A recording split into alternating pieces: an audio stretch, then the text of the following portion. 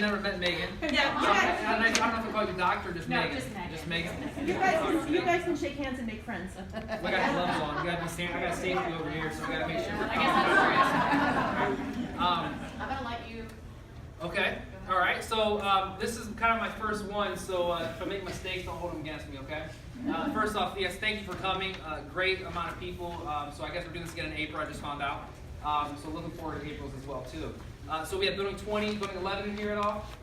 Building 21 in here at all. Navy's here. Perfect. I wanted to see the amount of people we're getting from other buildings here too as well. So, hey guys, so she brought me in today to cook a little something. She wanted me to be healthy. It's hard for me to be healthy every day, all day cooking, but I'm actually trying to be healthy for myself as well right now in my life. So it actually it's kind of worked out really convenient cooking healthy.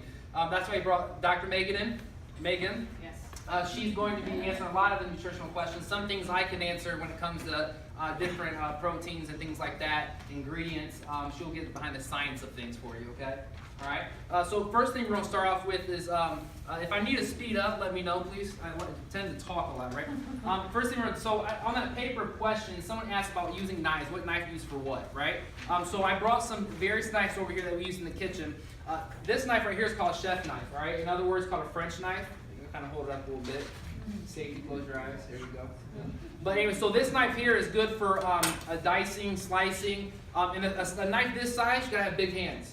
All right, you want the knife to make sure it fits your hand well. You ever seen a chef cut real fast on TV? You're like, man, how does he do that? It's because the knife is balanced in his hand real well, and it's how he holds his hand, which I'll show you that when we cut this onion up here as well. This is another French knife. This is for a smaller hand.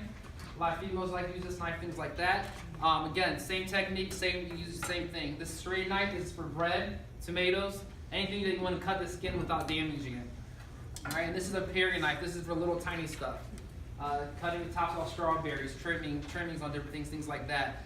There is a deboning knife, which that was actually part of the question, but I don't have a deboning knife on site right now. But what it looks like it's this size, but it's more like this skinny. All right, it's really sharp. There's a really pointy edge to it, so you can get around bones and stuff. Maybe in April I can break down a chicken for you guys or something like that with a boning knife, or break down a tenderloin or something, whatever she tells me to do. All right, so getting back here. I'll talk about that stuff later.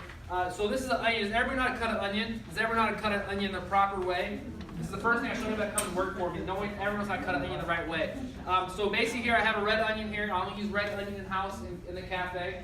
Better flavor in my eyes. So I had my chef peel the skin off. All the skin's off. You can see that we have the root end on it, and we have the skin head on it. Call it a skin head. It looks like a little hair on there for you.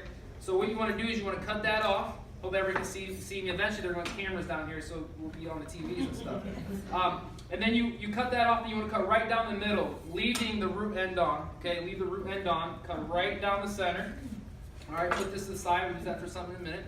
So then you have a half onion. And then what you want to do, and again, people up here can see it really good, but you want to make small slices. I'm not going to go all the way through the back, but I'm going to go towards the back of the onion, okay? And again, I wish everybody could see real well. Making slices to the back, all the way down. And you see, I grab my knife like this, and I pinch it with these two fingers right here. That's how you hold a knife. These fingers right here, I'm just going to guide with these three fingers, okay? And then this is going to bounce off the palm of my hand. That's how chefs cut fast, okay? By having control of your knife. A lot of people hold a knife like this, and you cut at home. What happens is your forearm gets tired and your wrist gets real tired, really quick. And you don't have control of your knife. So you can cut yourself, you can lose the blade to left or right. So choke up on your knife, like a baseball bat almost, and then you can get the slice in there, right? All right, so we made slits in our onion. I don't know if everybody can see that. I didn't go all the way through, but I went towards the back all the way, kind of, right? And that's it. You make slits, and then you come back this way. And then if you want large dice, make a larger cut. If you want small dice, make skinnier cuts here. Now when you do this onion's already going to be diced. Because an onion is what? Layers, right? Layers. Some people say you got to peel layers back to get to my heart. I've heard that before. And I said, well, I just usually rip them off. All right, here we go. So there's a diced onion, okay? It's very simple. I show everybody anytime I see someone cut an onion the wrong way, I gotta show them. It's like one of my pet peeves. I have a little bit of OCD too as well, if you guys did not know that. All right, so now what we're gonna do is julienne. You've been to Hibachi Steakhouse, Fajitas, a Mexican place. Fajitas got the strips of onion. Those are called julienne, all right? There's all kinds of different cuts. We won't get into that today, but that's called a julienne. So what you're going to do is you're going to cut both ends off the onion. So I took the hair end and I took the root end off. So I have just a clean half onion, okay? And now, you're just going to cut all the way through, okay? Going all the way backwards. Now when you get to the end here, I'm holding with my fingers. That end's so small, you'll cut your finger, okay? So what you want to do is you're just going to roll that over, okay? So roll it over and then you can continue to chop, right? And then you won't have that dead end. Does anybody ever have dead end of an onion? Right? You cut onion, you have that one piece that just looks weird. You want everything to look great and consistent, and then you have that one end. So most people just say, they throw it away without anybody looking, right?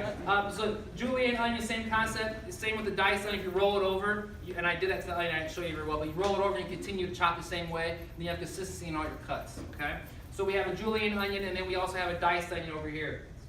Does anybody have any questions on that? Hopefully everybody can kind of see that, no? So real quick, I'm throwing this on you, Michelle, she didn't know how to do it, so I'm cutting a pineapple. Another thing, a lot of people don't know how to cut pineapples very well. Anyone know how to cut a pineapple in house? No? Good, we're learning today. Look, he's like, I can't wait, cut the pineapple. All right. So pineapple, I love pineapple. Pineapple actually, Megan, I was about doctor, chef, I don't know what I'm, this helps you out, right? It helps you lose weight. Pineapples for your stomach, this is kind of what I've heard. Tell me if I'm... I wouldn't go that far. No?